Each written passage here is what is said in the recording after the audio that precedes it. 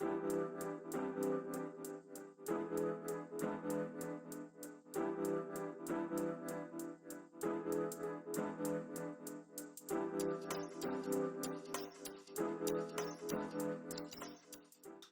Celestron Nexstar 11 GPS has long been regarded as one of the best models that Celestron has ever produced in their history. But the question is, it's 2023, and these telescopes, depending on the one that you get, is over 20 years old at this point. Well, the question is, does it still work? Is it still good in today's world? No, well, that's what we're going to find out tonight.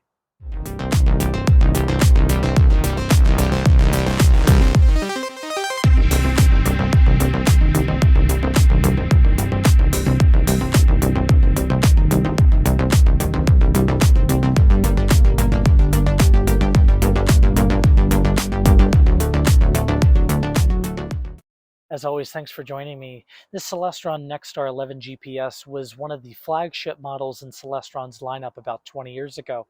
This model was produced from 2001 till about 2006 and offered in 3 different sizes: an 8-inch, a 9¼ and then this 11-inch variant. And they were all carbon fiber wrapped optical tubes, which is something unique to the SCT market, as a lot of different optical tube manufacturers out there just use the standard aluminum. But Celestron actually had a shortage of carbon fiber at one point, and were having issues producing this telescope with the carbon fiber optical tube because they were so popular back then. Now, these were the culmination of USA-made telescopes from Celestron. They featured USA-matched optics in Celestron's factory, Pittman-made USA motors from Pennsylvania, and of course, large roller bearings and different parts of this were all manufactured in the United States that came together to form this really nicely built telescope. Now, even in today's world, the newer CPC series, which is what this one would be equivalent to in today's world, are not nearly built quite like this. This one, even with the standard tripod, is solid as a rock, even though it has the older style plastic spreader tray to it. But that doesn't really affect the stability because it is rock solid. Now, this older C11, of course, comes with some of the new modern features that you get in today's world. It is fully go-to. It'll track anything you want it to. And it also includes the Hyperstar F2 secondary system, where you can remove the secondary and make it into a fast star imaging system for wide field astrophotography. That is something that even today a lot of astrophotographers take advantage of.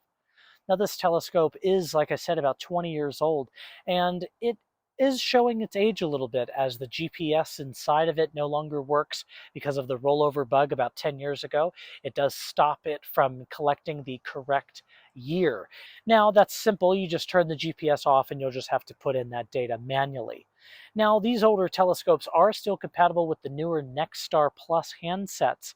And also, if you upgrade the motor control board to the newest version 4.06, that is the latest that you can upgrade one of these to.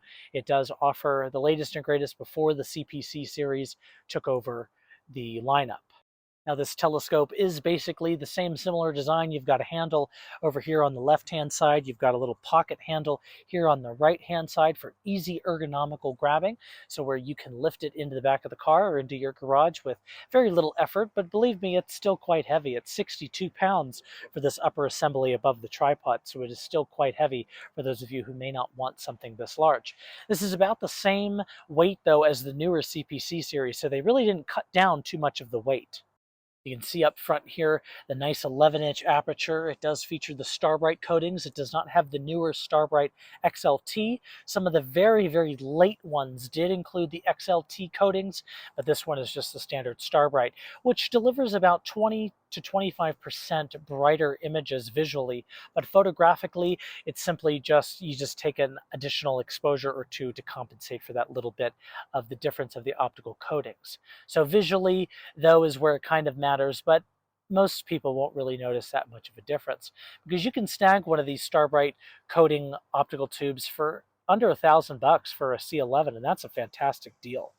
Looking at the rear of the telescope here, you can see that the handset is on the right forearm, very similar to the Nexstar SE series in today's world. On the newer CPC series, they're just hooked onto a handle that's over here on the left, is where your hand controller will sit.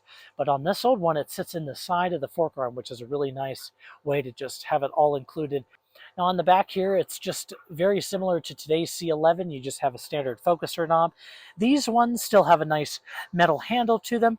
And then I installed a fan that goes on the back here. So I have a little fan here with a little power plug so that I can cool off everything, and I added some vents to the optical tube, 2 on the top, 2 on the bottom, that will vent the air that goes through here and to cool off the optical tube a little bit better.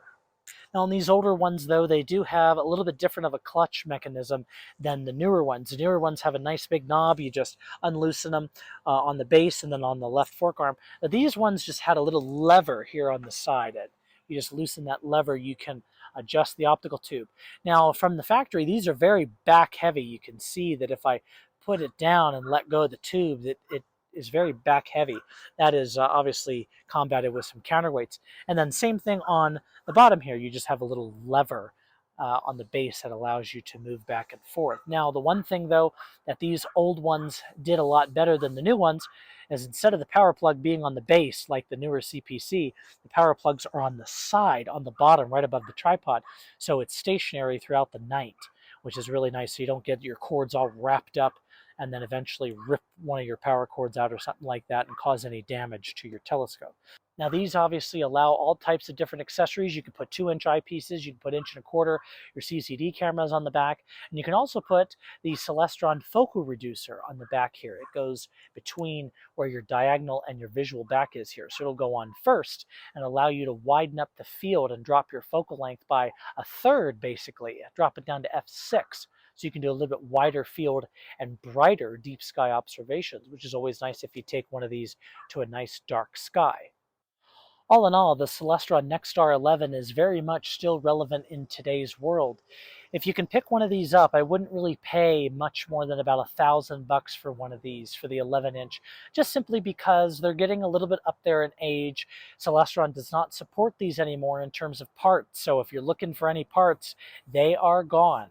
Celestron will not offer you replacement boards or motors as they are not in inventory any longer.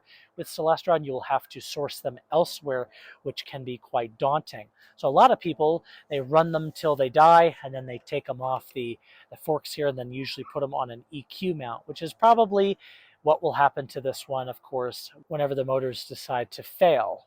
Some final thoughts on the Celestron Nexstar 11 GPS. I think it's a real winner. I really enjoy using this large aperture SCT. It is quite heavy though, and a lot of people will not want to brute around something this large. I have a little carrier that fits in the back of the car, kind of like a little tray that I lay the fork arms in so they don't wobble around in the back seat.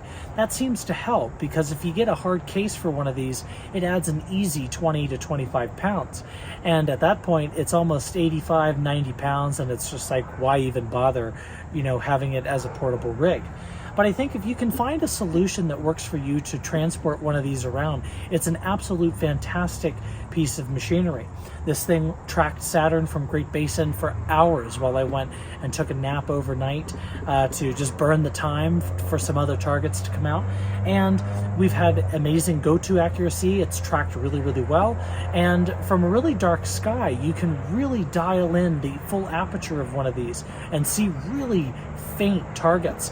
It was a lot of fun taking the Orion Deep Map 600 and just going through the Milky Way and the different constellations of all the targets and just one by one crossing them off the list, because something this large will show you quite deep in the night sky.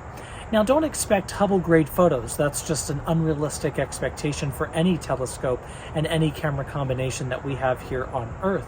But if you're looking for a really good large SCT to dial in on your planetary work, to dial in on the moon, to do some double star observing and some brighter deep sky observing if you have a light polluted front yard, or maybe you do have the luxury of going to a really dark site, one of these will really push you deep into astronomy. And the good thing is that these are also really good astrophotography telescopes. These have a removable secondary mirror. You can get it down to f2 at about 600 millimeters for astrophotography, or you can put a reducer off the back that gets you down to f6.3.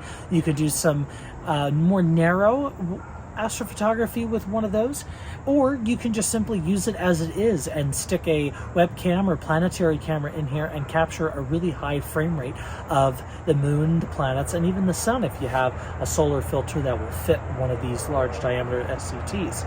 So, of course, not every telescope is perfect, and this one isn't at all in terms of how heavy it is, how it's kind of awkward to transport sometimes. Celestron did mitigate that with the handles that go around the sides here, where you can easily pick it up and lift it into the car or something, but it may be too big of a telescope for some people. So if you're worried about it being a little bit too big, you may want to step down to the 8-inch or the 9¼ just simply because it is a really big telescope. I am 6 foot tall and the tripod is only about 6 inches raised up off the floor, and you can see it's as tall as I am. So this is a huge telescope for those that may not have ever seen one of these in person.